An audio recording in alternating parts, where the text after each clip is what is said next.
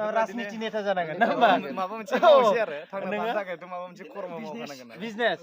निस्सय बर'फ्रा बिजनेसमेन जानांगौ जोङो गुबुननोसो हरबाय थायो ना होमबा दा खाथियावनो जोंना अन्थाइ खुवारिबो दं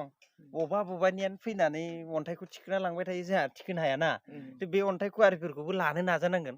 जोंनि बर'फ्रानो दा बेजों माहाजोन जानांगोन गोजोननाय थाबाय बे समाव जोंगावनि न'आव फैनानै बिथांनि न'खरनि आरो गासै 1 नं नाहरबारि गामिनि रायजो राजा बिथांमोननिसिम आंखौ बे लामाजों फैनो होनायनि थाखाय ना होमबा लामाजों फैनानै नोंथांनाव हाबनो होनायनि थाखाय नुखादों नालाय एखायनो गोजोननाय थाबाय आरो जेंगावा माहाजोन जाबाय निस्सय जोबथारनो आरो बुंबावबाय आं बयबो जेंगाव बायदिनो जानो नाजा ना होमबा सोलायबाय अन्थाइ गारबाय माने माबा मोनसे जासिगोन बेयो आरो जै जाथों देरहासार जाथों ना होमबा गोजोननाय बाय जय बर' हारिनि जय जाथों केमेरामेन स्टप नोंथां खुलुमबाय गोदान बोसोर रंजालि बैसागु फोरबोनि गासै आंनि अरुण ब्रह्म इउटुब चेनेलनि जानानै नोंथांमोनसिम आंनि खुलुमनाय आरो गोदान बोसोरनि गाहाम हामलायनायखौ जासिबाय बे समाव दिनै आं इउटुब चेनेलनि गेजेरजों गोबाव समनि उनाव आंनि मोखांखौ देखायनायजों लोगोसे जों सानजारि नोगोरनि सासे मुंदांखा आरो जायखौ जेंगाव होनो थिग बिथांनि न'आव आं दान्दिसे फैदों बा बिथांनि गामियाव आं दान्दिसे फैदों बिनिखायनो बेबो सासे बयजोंबो मिथिजानाय हिसाबै गोदान बोसोरनि गेजेरजों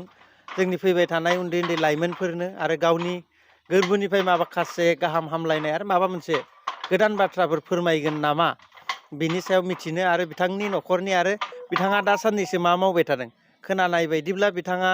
गोदोनि फिल्मनि जेंगाव नंला दा बिजनेसमेन जेंगाव जाबाय होननानै आं खोनानो मोन्दों बेनिखायनो बिथांजों दान्दिसे सावरायाबा जानाय नंला मारै सोलायखो थिग बिनि सायाव एसे मिन्थिनो थाखाय आं दिनै बेयाव एसे जिरायनाय जादों आरो साखाथि फाखाथि बिथांनिनो गामिनि बिथांनि गार्ड आंथ' थाफाबाय थानाय नुनायखाय गार्डआनो होननांगोन बिनिखायनो बिथांमोनजोंबो दिनै सावरायगोन जिहेनक गिबियावनो अरुण ब्रह्म इउटुब चेनेलाव नोंथांखौ बरायग्रोबाय खुलुमबाय ओमफ्राय फंबायखौबो बरायबाय गोमो गाननाय बिथाङा हालदै कालार होनना मंगलिय कालार बर'फ्रा गोमो कालार होनबाथाय आरो आंगो कालार आरो जिहेनक गिबियावनो नोंथांनि जिहेतु सिनायथिखौथ' होखाबाय थानाय जायो खोमा नोंथांनाबो चेनेल दं हिसाबै थेवब्लाबो नोंथाङा गोदान बोसोरनि सिनायथिजों लोगोसे सुंद'यै नोंनि न'खरनि थासारिफोरखौ एसे गोदान बोसोरनि गाहाम हामलायनायनि गेजेरजों एसे रायजोफोरनि गोजोननि थाखाय मा बुङो आच्छा खुलुमबाय गिबियावनो अरुण ब्रह्म इउटुब चेनेलनि अनार बिथाङानो आंनि गोसो गोरबोनिफ्राय रोजा साबायखर बावहरग्रोनाय जाबाय दाथ' आरो मिथिखायो बयबो गोदान बोसोर बैसागु होनबा जोंहा एकदम पुरा अल इन्डिया बा अल आसामावनो जोंना मिथिजायो बैसागु होनोबा मोनसे बे जोंनि बिराद गिदिर फोरबो आसामनि गिदिर फोरबो आसाम नट अनलि आसाम माने इन्डियायावबो जोंना मिथिहैखायो बायरायावबो मिथिहैखायो जिखुनु बांसिनै जोङो नैबे आसामनि मानसिया फालियो आरो ओमफ्राय जिखुनु आसामनि मानसिफ्रा गोबां गोसारनानै दं जेराव दङ बेयावनो बैसागुआ फालिनाय जाखायो बेखायनो पृथिबियाव बे बैसागु फोरबोखौ मिथिहोनाय जादों आरो दाथ' आरो बिनि मा हामलायनाय जासिहरगोन नोंथांनि फलोवार्स आरो गासै बुहुमनि रायजो राजाफोरनो गासै आंनि फलोवार्स आरो गासै बुहुमनि रायजो राजा बिथांमोननिसिम आं बेखौनो खावलायो जे देग्लाय फैबाय थानाय जिखिनि बोसोर गोदान जायखौ बुङो जों बैसागु फोरबो फालिनायजों लोगोसे गासैबो सुबुं माहारिया गाव गावनि आखल आब्रुथिखौ लानानै जोंनि जिखिनि फोरबो फालिनांगौ बैसागु बर'नि मोनसे जोबोद गिदिर फोरबो बियो बेखौ मोजाङै गाजा गोमजायै फालिदो आरो लोगोसेयैनो जोंहा बयबो मोनसे सानना लाखानांगोन जे जोङो फोरबो फैदों होननानै रंजा बाजा फुरथि होननानै जों इसिबां अभार खालामबाबो जानाय नङा स' मोसा नोंनि बे माने मोसानायाव रंजानायाव रावबो बादा गैया खिन्थु आं बेखौ खावलायनो नागिरदों जे जोंहा मोनसे नियम दं जेरावनोखि गोदोनिफ्रायनो फालिबोबाय थाखानाय जे जोंहा बैसागु होनोबा जोंहा बै बुस्थुआ थाखायो माइब्रानि माथानि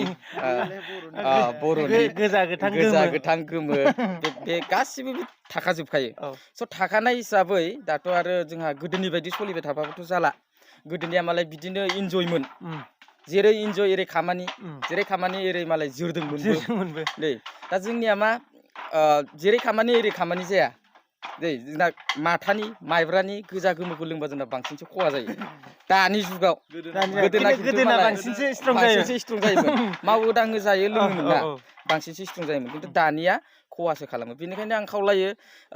जेसेबां लानांगौ बेखिनिखौ लिमिटखौ ला रावनिबो खहा जायैबायदि आरो औ रावनिबो खहा जायैबायदि आंनि गासै फलोवार्सखौबो आं बेखौनो खावलायबाय बा आंनि सुबुं माहारि बर' हिसाबै आं बेखौनो खावलायबाय जे जिखिनि लानांगौ लानानै रंजानांगौ मोसानांगौ बेखिनिखौल' बाहायबानो जाबाय आरो लिमिटआव आं बेखौ हामलायनाय जासिहरबाय आरो थिगानो बिथाङा बिदि मोजां बाथ्रा बुंदों आरो बिनि गेजेराव बिथांनि गामियाव बैसागो फोरबोआ बैसागोनि खोथा नालाय बैसागोआ गोबां जायगायाव गोबां रोखोमै जोङो फालिनायखौ नुनो मोनो हमना ला ज' जाजाय सोरबा बबेबा गामियाव सेंग्रा सिख्लाया बेलेग बिहामजो पार्टिया बेलेग बोराय बुरि पार्टिया बेलेग आरो बबेबा जायगायाव बिहामजोफ्रा बेलेग हौवासाफ्रा बेलेग हिन्जावसाफ्रा बेलेग बायदि बायदि रोखोमनि थिग नोंथांमोननि गामि अबे जोंहा सानजारि नोगोरनि 1 नं नाहरबारि गामिनि रंजानायनि नेमखान्थिया माबोरै एसे रंजानायनि नेमखान्थिया बेनो आं बेखौनो बुंफिननांसिगोन गोदो एसे आलादामोन नामा आं गोदोथारनिखौथ' आं मिथिला नै दा सोलिबाय थानाय आंनिफ्राय जिखिनि आं जन्म जानानै देरसिन देरनानै आं जिखिनि समनिफ्राय ओंखारबोदों बेखिनिखौ आं खोन्थानोसै जोबोद मोजां आरो बेबायदिनो सोलिलांबाय थाबाथ' जोबोद मोजांनि बाथ्रा बिराद बरिया जों समायना गामसा गानगोन बिनि सिङाव जोङो बिनि सिङाव नङा सरि गामसानि सिङाव बोरैबा थांफ्लायलांबाय गामसानि सिङावथ' थाखाबाय माबा मोनसे माने जोङो जोबोद मोजां बेजों लोगोसे बिराद मोजां गामसा गानगोन जों हानायमानि ओरैनो सिम्पोल गामसाल' नङा हानायमानि जोङो जोंनि कालचाराव मा सोलियो बेखौ जोङो देखायनो नाजानाया जोंनि गोनांथि आरो बे समा बर'नि गेजेराव कालचाराव गामसाजों गेन्जि नामा गामसा खोन्थालांनि आं गामसा ओमफ्राय जों दा बुंनो थाङोबा ओरैनो सिम्पोल दा गामसा गानलाबायोथ' बेथ' जोंनि गामसाखासै आरो बैसागु सफैबा जोंना मदार्न गामसा मोनसे फैयो आर'नाइ एकदम रेगे रेगा फालि एकदम फुरा बैफोरखौ गानबा आरो बांसिन समायबावो ओमफ्राय आरो बेजों लोगोसे जोंहा फार्स्ट ओरैनो जानला मोनला गानला आवगोल जानला मोनला गानो जों बिदि गिन्जि गानबाबो जायोमोन बा माबा मोनसे गानबाबो जायोमोन खिन्थु दानिया मा बेफोरजों समायलालाय दानिया इउनिफर्म दं दा मा ओंखारबाय गस्ला आर'नाइ ओंखारबाय इन्दिनि ओंखारबाय ओमफ्राय लोगोसे बेजों सिम्पोलैनो बुंनो थाङोबाबो जोंहा गस्ला गुफुर आर'नाइ लाबाय गस्ला गुफुराथ' मास बि थाखानांगोन ओमफ्राय गस्ला गिन्दि नै बैफोरजों बांसिन समायना खालामो आरो डिसिप्लिन मोनसे दानि गोदान माने दानि थासारिजों स्टेन्डार्ड जुगा जाबाय दा जोंनि गामियाव बेनो जायो आरो जोंना गामियाव ओरैबायदि जोंना जानला मोनला ड्रेस गाना जोंना मोनसे फोरबो बैसागु सफैदों नालाय जोङो मोनसे समायना रमायनाखौ खोन्थाथारगोन आरो बे जोंनि कालचार आरो बेखौ जों थैजासिम गानलांबाय थागोन होननानै जोङो इउनिफर्म मोनसे बानायनानै जों बैसागुखौ जोंनि गामियाव जों मोसायो आरो थिग जोबोद मोजां खोथा माने बेजोंनो जोंनि बर'नि मोनसे सिनायथि हारिमुआनो जोंनि सिंस्रि होनो नङा होमबा थिग बैसागो फोरबोआ जोंनि गिदिरसिन एंगार हायै फोरबो नङा होमबा जिहेथु बे फोरबोखौ जों बोरैहाय साबसिनाव लाखिनो हायो माने सोलायनानै नङा बेखौनो माने बोरै डिसिप्लिन स्टेन्डार्डै लांनो हायो बेखौ नोंथांमोना गोदोनिफ्राय एसे गोबाव जाबाय जिखुनु नोंथांनो मोनबोनायनिफ्राय मावबोदों आरो दा मावलांबाय थागोन जोबोद मोजां खोथा बाख्नायथाव जिहेथु जों बिनि गेजेरजों जोंनि थासारि आरो जोंनि डिसिप्लिनखौ खौसेथिखौ दिन्थिनो हायो नालाय जोबोद मोजां आरो बे समाव आं मिथिनो लुगैनाया नोंथाङा बे समाव मा मावबाय दं गोदो नोंखौ बिदिनो साइकेल लानानै बबेबा फिल्म गाहैनाय माबानाय नुयोमोन दा साइकेलनिफ्राय बाइक नुयो मालाबा कारजों थाङो निस्सय नोंथाङा सोलायबाय दा नोंथांनि जितु एक्सननि डिमान्डआ बारायबाय ना नोंथाङा माखासे बिजनेसफोर मावबाय बेखौ एसे फोरमायनो थाखाय नागिरदों आरो खोन्थानो थाखाय खावलायदों मानो होनबा जोंनि ओनसोलाव गोबां बिदिनो आर्टिस्टफोर दङ फिसानिफ्राय गिदिरसिम जोंनि गुबुननियाव जेसेबां एक्टर एक्ट्रिस दङ थिग बिदिनो जोंनावबो फिसानिफ्राय गिदिरसिम एक्टर एक्ट्रिस आरो डाइरेक्टरनिफ्राय गोबां दङ थिग बिनि गेजेराव नोंथांखौ थाबनो नोंथांनि जि सेन्स सोलायनायखौ नुनो मोनदों बिनि माबा मोनसे जाहोनखौ रायजो राजाफोरनो खोन्थाबा मोजां मोनगोन जाहाथे बिथांमोनाबो नोंथां बायदि खामानि मावनो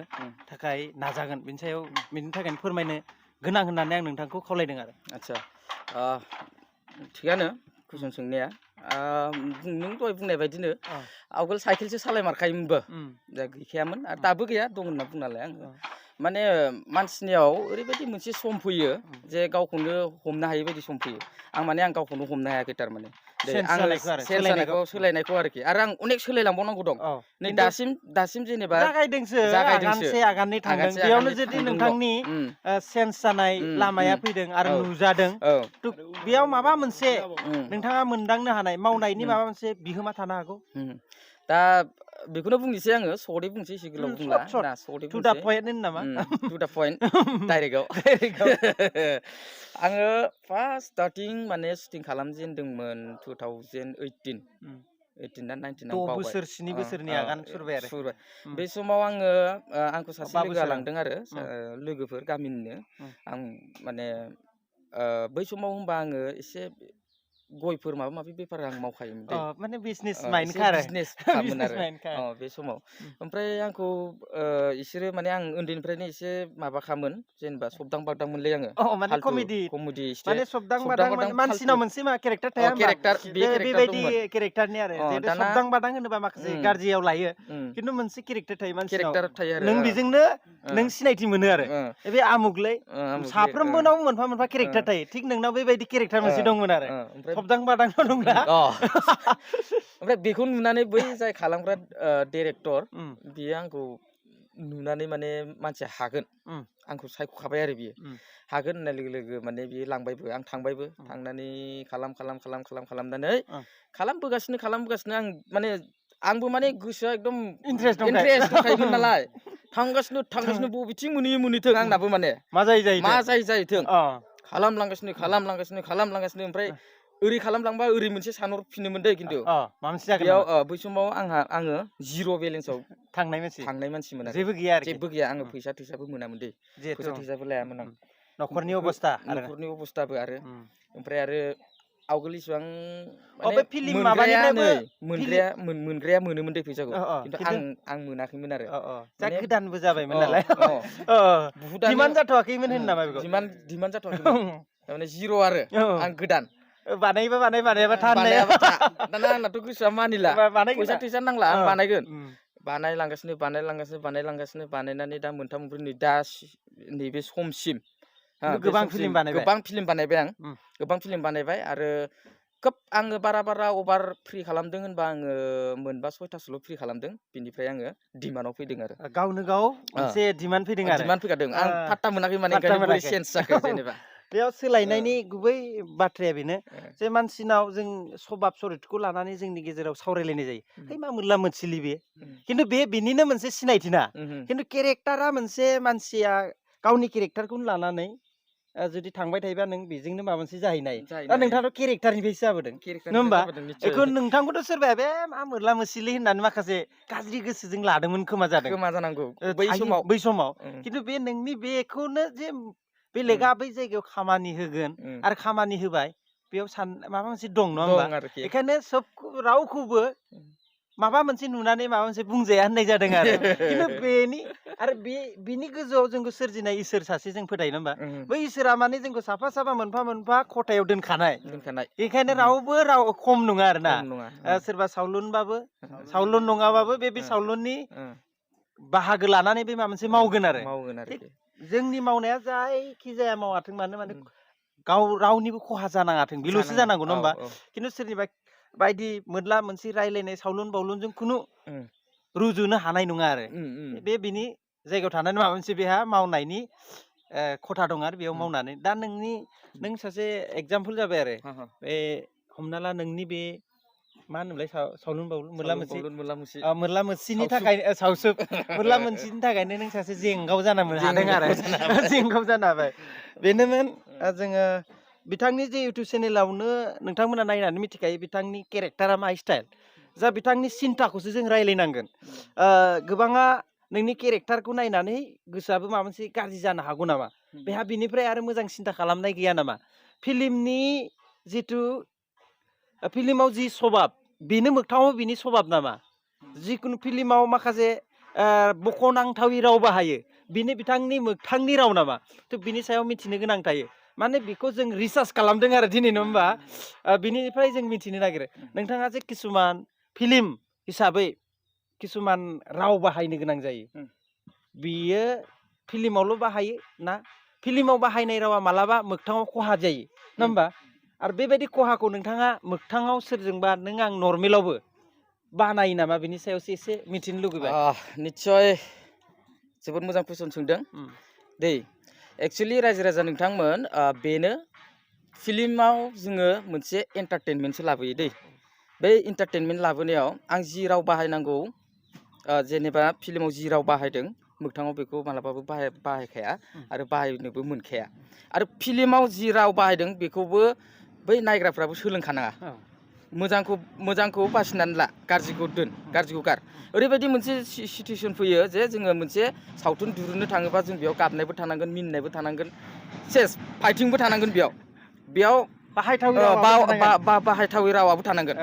माने बे सोलियो नालाय खना खनला सोलियो नालाय बेखौ फोजोबनायनिसो नोंसोर जन्त्र आरो मन्त्रफ्रा बेनो मन्त्रआ बेनो जे बिदि जानाङा आरो बिदि बुंनाङा दै आं दा हमनानै ला नोंखौनो बुंबाय आं अबे घन्टायाव थांनो नागिरदों नैबे घन्टा रावाथ' फैलायबायना खिन्थु जों मिथिगौ मोगथाङाव जों घन्टाखौ बाहायो थेवबो बेखौ बबाव बाहायनांगौ गावनो जायगा दं गाव गावनो साननानै बाहायदो आरो दा जों बेखौ दा सिनेमायाव सोबायना बै सिनेमायाव सोनाय लोगो लोगो बेखौ बै नायग्राफ्राबो बासिना लानांसिगोन आरो जे नोंसोरखौ घन्टा बुं होननानै जों बेखौ बानाया माने दै बैखौ माने बेयावथ' खाहिनि दं नालाय नोंखौबोथ' आं ओरैनो घन्टा होनाखैना माथो बैखौ बासिनानै घन्टा होनजानाय खामानि मावदों बियो बेखायनो घन्टा मावथारदों बियो खिन्थु बिदि होननानै जानला मोनला घन्टाखौ बाहायनो जों बरनाखै आरो दै फिल्माव जिखिनि बुंदों बेखिनिखौ मोजांखौ बासिनानै ला गाज्रिखौ दोनथ' थारमाने मोनसे सावथुन बरननो थाङोबा गासिबो गोबां माने हाबजोबनांगोनलै बेयाव अमा दारि दान्थे बिदान्थे सेस हाबजोबनांगोन आरो बेयाव ओंखायनो जों मोजां गाज्रिबो सोनाय जायो आरो सिनेमायावसो मोगथाङाव खिन्थु बिदि नङा आरो मोनसे खोथाखौ जों एसे मिथिनो जों संसार जानायाव बे माबायाव गोबां खना खना जायगायाव हौवाजों हौवा मोनोबा माखासे बाथ्राफोरखौ बिना सिन्थायै रिंजों रायलायो खिन्थु बे बुस्थुफोरखौ नोंथांमोना मोगथाङाव माने सिनेमा जगतजों फोरमायफैयो आरो जे थाखुमाना थानाय बुस्थुफोरखौ फोरमायो आरो दा बहुत मानसिया नोंसिनि जि सिनेमायाव बरननाय बे रावफोरखौ खोनाफेराखैनो बेखौ खोनायो नङा होमबा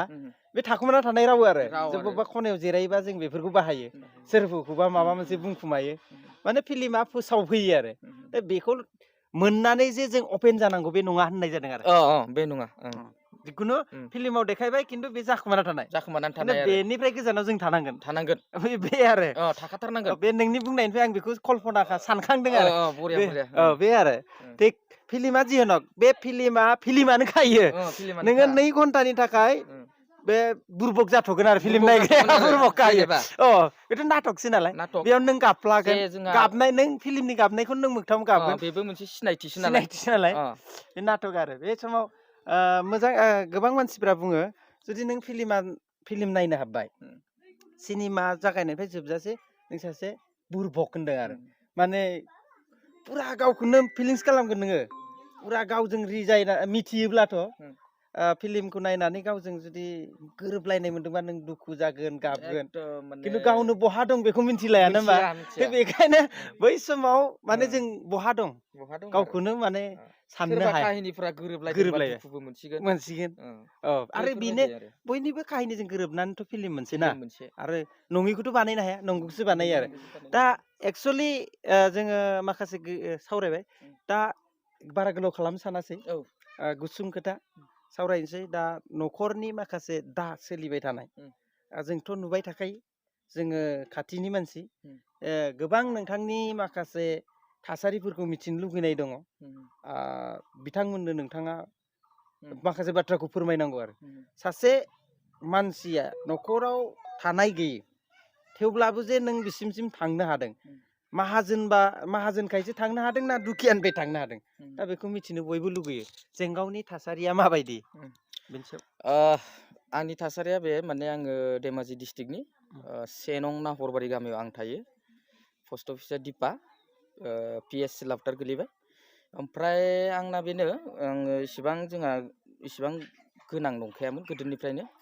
आफायाथ' दा आंना गैखालानो नैबे जेनेबा आफा थैनायाथ' 2022 22आवसो थांबाय। 1 बोसोर जादों नामा? 1 बोसोरल'सो जादों। ओमफ्राय 2 बोसोर जाबाय नामाब्रा? 2 बोसोर 21 नै मोन नामा? एबार नै नैयाव एबारजों हाबदोंसो आगान होदों 2 बोसोर जाबाय। ओमफ्राय आफा थानाय समनिफ्रायनो जोंहा गैखाया, दाबो गैया ना। माने सोलियो आरो जेने थेने सोलियो आरो नाजा नुजा थुक थाक। जेनेबा आं बेखौनो बुंनांसिगोन आंखौ जे न'खरनि मानसिफ्राबो रावबो बादा होआखैमोन। बै समनिफ्रायनो आं नाजालांबाय थादों माबा मोनसे नङा माबा मोनसे फरायनायजों लोगोसे। खिन्थु बांसिन नाजादोंबाबो बै समनिफ्राय जेबो साक्सेस जायाखैमोन। खिन्थु दा जेनेबा बयबो सापर्ट होनायनि थाखाय बा सोबजोंबो सिनायजानायनि थाखाय आंबो बोरफोर मोनबाय बायदों नामा। साबसिननिफ्राय साबस्रांनाय बायदि मोनो आरो आङो दा गावखौनो। औ ओमफ्राय बेखिनिया माने न'खरनि थासारियाथ' जेनेबा आइ दं, आं थाबाय, आंनि हिनजाव थाबाय, आदा थाबाय, बाजै थाबाय, जोंहा गासै 4 बिदा फंबाय। 4 बिदा फंबायावबो जों गासिबो फेमिलि जाजोब्बाय, हाबा जाजोब्बाय आरोना। ओमफ्राय बाखि दंथ'यो आरो बिदिनो सोलिनानै।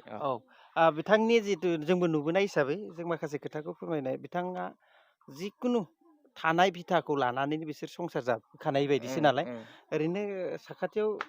बिगासे बिगानै खेथि हा दं खोमा ना? दंमोन, खिन्थु बेबो माने दै गोदो दैमा आइया बे जाबाय, बेमार जानायनि बेयाव गेजेरजों हरनांजोब्बाय। हरनो गोनां जादों सिकित्सा खालामनो। थिग बे हिसाबै बिमाया बासिनानै दं। माने गोबां खस्थ'निफ्राय फैनाय,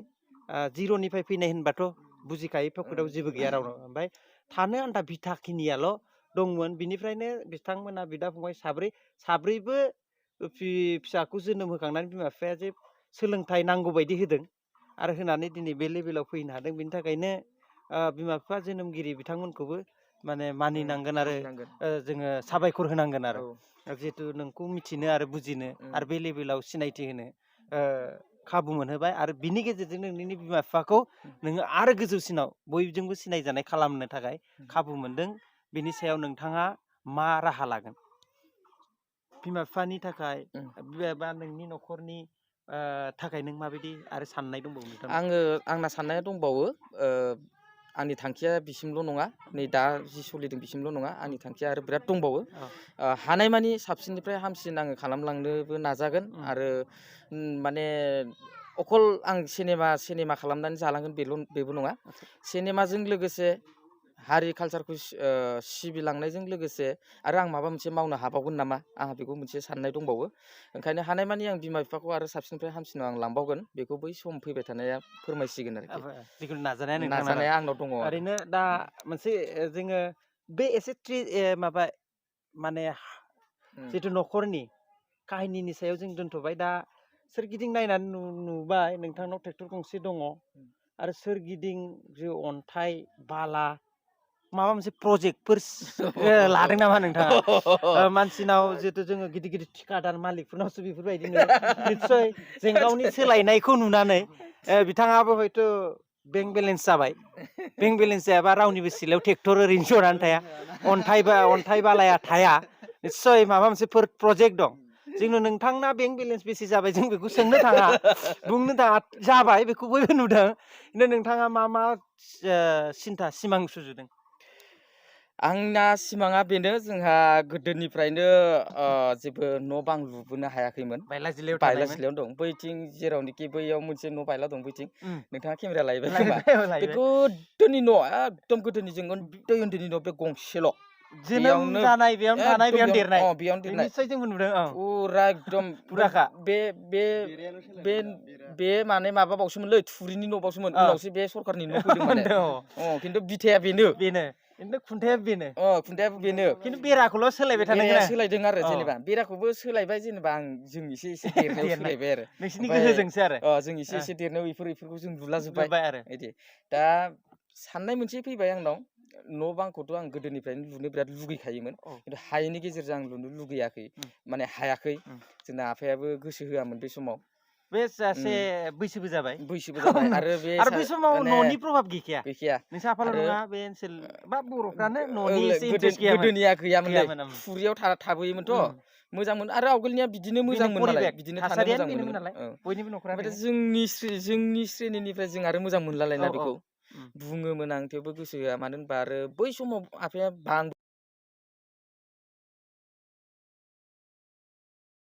बाय गाज्रि मोनना दुखु मोननाङा थारमाने फोरमायदों आरो ना ओमफ्राय जोंबो फैबाय कलेज लेभेल फरायबाय देरबोबाय बयबो देरस्रांबोजोब्बाय थेवबो जों न' बां लुनो हायाखै दा आंनाव बेनो ओंखायनो मोनसे प्रजेक्ट साननाया दा जेनेबा अन्थाइ नुदों माबा नुदों होन्दोंथ' नोङो आं माने दा स्टार्ट खालामनो नाजादों आरो माने गंसे मोजां खालामनो गंसे मोजां न' बिमाखौ अन्थाइनि बिमाखौ गंसे मोजां न'आव फुथुलांनो हाबावगोन नामा बेफोरबायदि मोनसे आंना थांखि दं ओंखायनो आङो माने एसे बिदिनो गारफैहांबाय आरो गारफैहांबाय आरो निस्सय बे जाफुंगोन आरो हदाय मोजां सानोबा मोजाङानो जायो बेनिखायनो नाजानांगोन आरो नाजायाबा जेबो बुस्थुआनो जाया थिग बिथाङा जिबायदिनिफ्राय फैदों खस्थ' मोननायखायनो खस्थ'नि जिहेथु खस्थ'जों देरबोबाय दा बे खस्थ'निफ्राय उदां जानो थाखाय नोंथाङा नाजादों थिग फैबाय थानाय इयुनफ्रा बिनिख्रुइ साबसिननिफ्राय साबसिन बालांनायनि नोंहा सिमां आरो जोबोद गोजोननाय थाबाय जेंगावनि न'खर जोंबो साखाथियाव मोनबोबाय थानाय बिथांनि न'खरनि जोनोमगिरि बिमा बिफानिफ्राय लानानै गासैबो सान्थि नम्र आरो दा बयबो हाबा जाबाय हाबा जाबोनाय बिहामजो बिनि बिबाजैफ्राबो गासैबो माने आदर्शबान आरो बर' न'खर माने बिथांनि बिफाया सासे धोरोमजों लोब्बा थानाय सासे मैखोम आरो हारिमुखौ मोजां मोनग्राखामोन ना सेरजा दामनाय सेरजा सिफुं दल हारमुनि जिखुनु रोंजोबो आरो सिफुं जों नुदों दा बिथाङा जे गैला थिग बिनिखायनो दा जेंगावा निस्सय बिफानिनो माखासे माबाखौ लाबोदों आरो अबदार दं आरो बोरफोर दं निस्सय जोबोद गोजोननाय मोनबाय बेखिनि बाथ्राखौ गोबां खनसेनोथ' जों सावरायजोबनो हाया दा बिथाङा माहाजोन जाबाय बेखौ नोंथांमोना मिथिबाय हयथ' जेंगाव बायदिनो सासे फिल्म जिर'निफ्राय निस्सय जोंनि बर'नावथ' मोनसे कालसार दङ आरो नोंबो हयथ' माबाफोर हारिमु आफादफ्राव थांफानानै लायदों थिग नोंनावबो बिदिनो सोरबा लांफैगोन जोंबो फैनांगोन नङा होमबा बिदिनो आदान प्रदान होलाय लालाय नङा होमबा बे बर'नि नेमखान्थि आरो बेखौ जों लाखिनांगोन आरो बेखौ मोजां खामानियाव बाहायनांगोन जोबोद गोजोननाय थाबाय नोंथांमोना नेबाय था बेबायदिनो मोजां बिथांनि आसुगुरनिफ्राय खानाय बिजौसिम बिजिर आं बरनगोन बिथाङा मारै फैसा खामायदों साननैसोनि उनाव नुगोन बिथाङा फैसाखौ माबोरै खामायदों देखायथारगोन नङा होमबा माने हयथ' हिनजाव लाबाय बिहावा बान्डोलसे हरदोंबो जानो हागौ नङा होमबा आं बांसिनखौनो नुदों बर' सेंग्राफोरखौ जे खाफाल गोनां हिनजाव लादोंबा मोनबोखाबाय माबा मोनसे थिग जेंगाव बाबायाबो मोनबोदों जानो हागौ खिन्थु जेंगाव बाबाखौ आं बदनाम खालामनो थाङाखै जास्ट बे मोनसे मा होनोमोनलाय एन्टारटेनमेन्ट मोनबोयोबोथ' आरो मोनबोयो दा नै थाखाथियाव थानाय फिसाजोनोसो थफ्ला बानायो इसिबां माबा नङा खिन्थु खाफाल गोनां जानांगोन आरो खावना लाबोबाथ' मोननाय नङा अनजाना लाबोनांगोन थिग बेनो बाथ्राया जोंबायदि खाफाल मोनाबाथ' मोननाय नङा दा बे फंबायमोनाबो जोंनि फेक बोरमा बायदि बखिलाबाय थानायखौ खोनासंबाय दा बिथांमोनबो बिदि एसे सोंनांगौ जालायबायना 1 मिनिट खोनासं गोथाव जानो हागौ फंबाया एसे साफिना फैलाय गोदान बोसोरनि गाहाम हामलायबाय फंबायनि नामा मामोनलाय खोमदोन बसुमतारी गामिया सेनं नाहरबारियानो ओइ जेंगावमोननि गामि जेंगावमोननिनो एखे फंबाय जायो बारु गामिनिनो नोंनि फंबाय नङा आंनि फंबाय बियो जेंगावनि नों फंबाय जेंगावनि फंबायखौ मा होनगोनब्रा नामा जेंगावनिफ्राय आरो बेलेग जेंगाव मा जागोन नोंना मा नामलाय आंना प्रणय गयारि बबे गामि बे सेनं नाहरबारि जेंगाव पार्ट 2 पार्ट 3 ओरैनो मा दा फरायगासिनो खोमा फरायनाय दोनथ'बाय बेसे बिएखौल'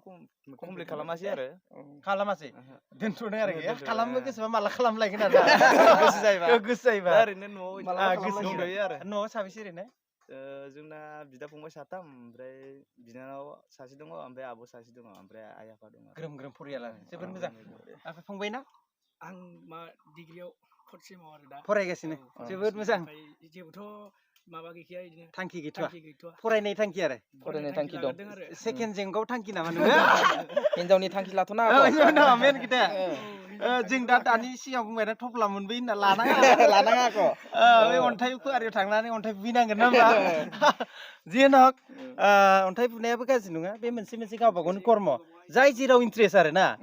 जिखुनु खामानियाव जाय जेराव इन्ट्रेस्ट रावखौबो जेबो बुंनांगौ गैया बेखायनो गासैबो दिनै सावरायनायनि गेजेरजों बैसागु बोथोर जों रंजा बाजा थानांगोन